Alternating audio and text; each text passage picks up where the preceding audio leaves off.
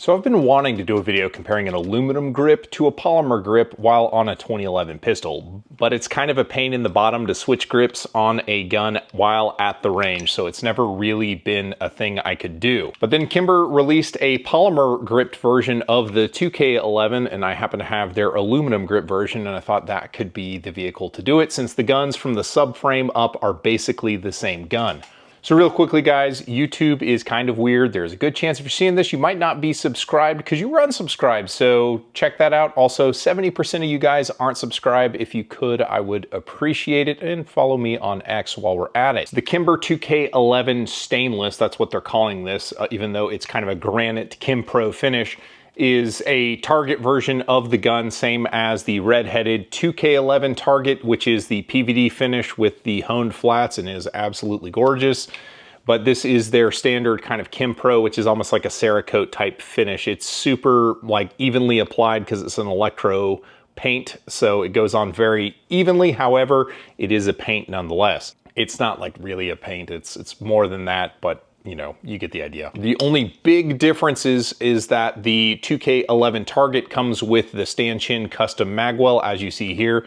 The target sells for about $300 less and does not come with a magwell. They both come with the really awesome target sight that hooks into where the optic plate is, but I just immediately put optics on guns that I am checking out because I like optics, so there's that. I've already done a very long, exhaustive review on the 2k11 target. It is on the channel. You can check that out as well if you want all of the information about the 2k11. But to boil it down, it is a production run 2011 that is kind of like factory fit, meaning that like there's a little tiny bit of deflection on the slide to frame. The barrel is fit very, very well. The controls are metal injection molded, but they are intentionally oversized and precision ground in critical areas so that the fit of the gun is, you know, actually quite good. It's just a super solid gun at a, you know, reasonable price point for what these guns kind of are. I realize I said that and some of you choked on your coffee because $2,500 is a lot of money to everybody, but then you realize that guns like this can sell for $3,000 to $5,000 to $10,000 or more, so there you go. But what I didn't do in that video, because I was a less fancy man with a less fancy indoor gun club membership, is I didn't bench rest groups. So I did bench rest groups out of the stainless just kind of quickly one morning, and you know, it was getting pretty good accuracy. I was pleased with that considering I was shooting, I think it was Federal 115s. That's my reloads. And that's the Federal Champion 115. I think it's capable of doing more of this kind of stuff, but it just needs better aiming. Now, before we get into the big difference, which is the shooting difference, one thing I do want to talk about is the optic plate system. It is the same on the 2k11 and the target. Now, with all of these optic plates, guys, if they come with screws that are pre-Loctited, you can see that little blue dab of thread locker. Really pay attention to how much thread locker is used. The screws that came, it's a C&H precision plate that Kimber is using, but the screws came with way too much Loctite, and as such, the screws were binding as I was trying to torque them in, and I do use a torque wrench to the point that one of these screw heads sheared off before the screw was in at the full depth to mount the plate. And just so you're aware, a steel screw, it's very difficult to drill in, and I couldn't get the easy outs to bite, so I took it to my buddy Chuck at Techstar Gunworks, who has a friggin' laser beam, and he lasered it out for me, which was pretty cool. That's what you should do, is change the Techstar Gunworks logo to be a Torx bit. While I was there, Chuck is a 1911 pistol smith. He's been competing with 1911s for a long time. So I was like, what do you think about the gun? So right now, Chuck is very hot on barrel fit. So he immediately started looking at how the barrel is fit.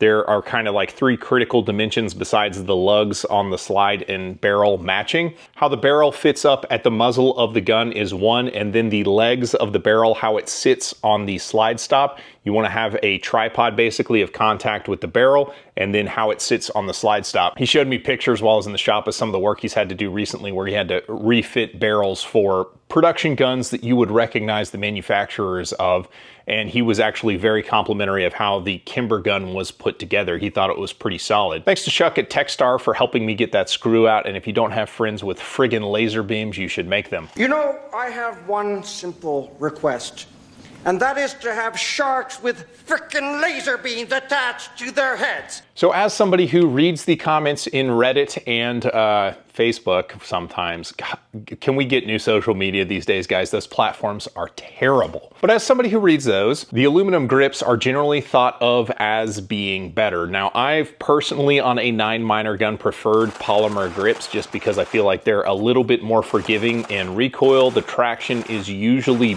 more usable. It's not necessarily better because you can make absolutely spiky aluminum grips that absolutely punish you. It just seems to be a lot easier to hit that Goldilocks style traction on the polymer grips. So what I was expecting to find when I came out is that the recoil impulse on the polymer gripped one was going to be nicer than the one with the aluminum grip.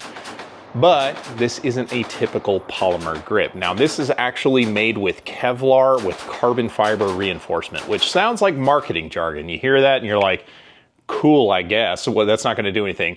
This is the stiffest, absolutely stiffest Polymer 2011 grip I've ever tried to put a squeeze on. It absolutely does not deflect in the same way that aluminum will not deflect. If you squeeze other polymer grips, 2011s really hard, you can kind of feel just a tiny little bit of wobble when you're crushing the gun.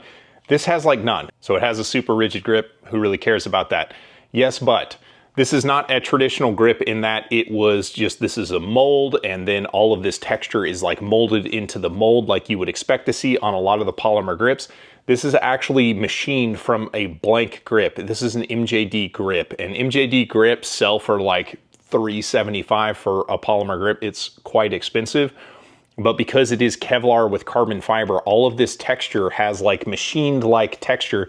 Like when you get the 20 to 25 LPI front straps on 1911s, that's kind of what this feels like, and it's all over the gun. It's great. It's got way more traction than the aluminum grip that Kimber is putting out. And the aluminum grip Kimber puts out honestly is a fine grip. It's honestly not bad, but just picking it up and putting a good squeeze on it, I can tell you that I prefer the polymer grip. So I've had it at the indoor range a couple times, getting it zeroed, shooting groups with it, and it was all fine. When I got to the outdoor range with it, aside from doing the cringy YouTuber stuff of just shooting really, really fast and filming myself, just for a peek behind the curtain, when you're shooting on the range, only with a camera because you don't have a cameraman like me, dudes will walk by at the back of the bay and you look like an idiot. I look like an idiot all the time, but so after I was settled in on this gun, because I have a much lower round count with this one than this one, I started thinking about how I wanted to compare the two. And one thing I do want to talk about is that polymer and aluminum have very similar weights. This stainless gun, the stainless target, is only about 2 ounces lighter.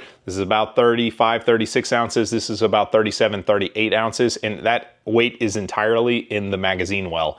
Kimber's supposed to be coming out with their own magwell for this gun. Since it's an MJD grip, I imagine the MJD magwells would fit. I don't know as of this moment. 2 ounces really isn't enough of a weight difference to change how the gun is going to shoot. We really start to see kind of a difference in that kind of 5, 6 plus ounces. Like 10 ounces is a material difference, and you'll notice the gun shooting differently. And you would think that, well, it's an MJD grip, so maybe MBX mags will work. No, they don't. So Kimber has internal geometry within their grips that prevents over insertion, and it was based around the checkmate tubes. So you cannot over insert the magazines. Like I can't damage the ejector from the gun by over insertion. So that's kind of a neat feature, but at the same time, you can't use MBX mags, which is a bunch of dudes' favorites. While we're on it, I do want to show you this Checkmate magazine. If you learn nothing else from this video, 2011 guys, you're going to want to know about this. This is the Checkmate UHC magazine. It looks like a standard 126mm. That's European speak for 17-round mag. It is the same length as the 17-round mag tubes, and it has a lockback follower, same as the regular 17-round mag tubes. But through a revised base pad and spring, and I believe a new follower, they actually are getting 19 with a lockback follower in a standard length magazine. This is no longer than a traditional magazine. Getting down to the business of comparing these guns while shooting, under slow motion recoil, you can notice very slightly that the stainless version of the gun will not lift quite as much, and it will not dip quite as low as we're shooting under speed. It's not a huge difference, and it wasn't observable when I was behind the gun, but it was noticeable on the camera. So then I started running some drills, trying to compare them, and the drill times were basically the same because the gun is basically the same, but that was at short and medium distances. One thing I will say is that I did notice when I was just doing like bill drills on targets that I would get a random flyer as my grip would fatigue that would be like, I don't know, 4 inches out from kind of the main group that was roughly palm sized or smaller. I'd get one that would just go wild.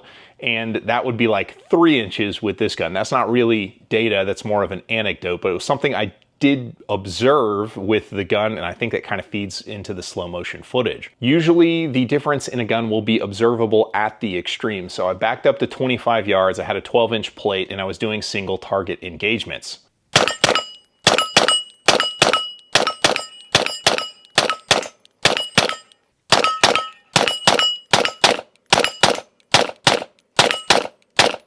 And you notice that I was connecting way more with the steel gun than I was with the traditional target. And that's kind of funny because this is a Cyelee Chameleon 8 MOA dot right here. It's kind of like an SRO clone, but you know, more reasonable.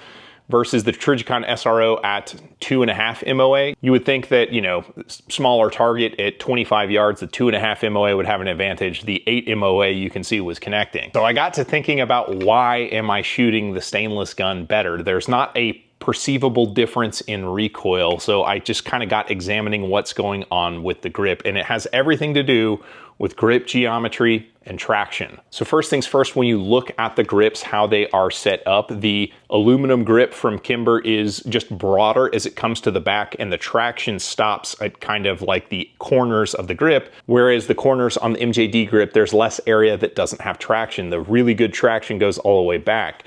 But more importantly, the geometry, and I can observe this because of how my thumb falls on the safety, it feels like my thumb is planted on the safety better, but the corner of the grip kind of falls away into almost more of a point where it's a little bit broader on the back of the 2k11 target grip. Okay, who cares, right? Well, what's happening is I can get my support hand behind the gun a lot better, and there's more traction at the back of the gun.